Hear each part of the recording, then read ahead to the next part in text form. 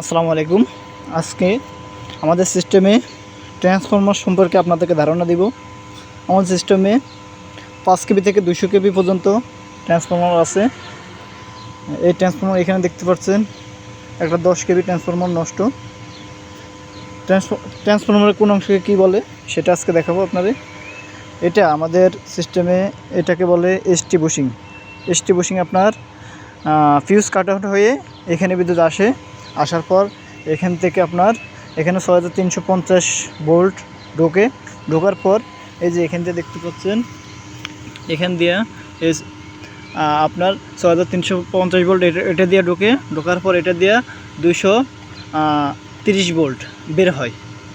আর এটা হচ্ছে আপনার মূলত বিদ্যুৎ আপনাদের বাসা বাড়িতে যে বিদ্যুৎ সাপ্লাই দিই এটার মাধ্যমে এই বুশিং দিয়ে বের হয়ে আপনাদের বাসা বাড়িতে চলে যায়। আর এটা হচ্ছে গ্রাউন্ডিং, ঠিক আছে। আর এই পার্টটা থাকে এটার সাথে গ্রাউন্ড বডি গ্রাউন্ড হয়ে যায়।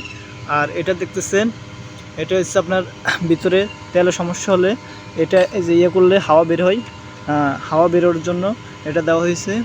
এরপর হচ্ছে আপনার এই যে এখানে আপনার এটা হচ্ছে S2 বুশিং।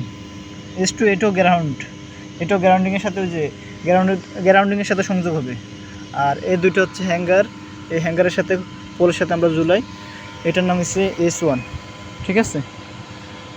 আর এটার ভিতরে কয়েল থাকে এবং তেল থাকে।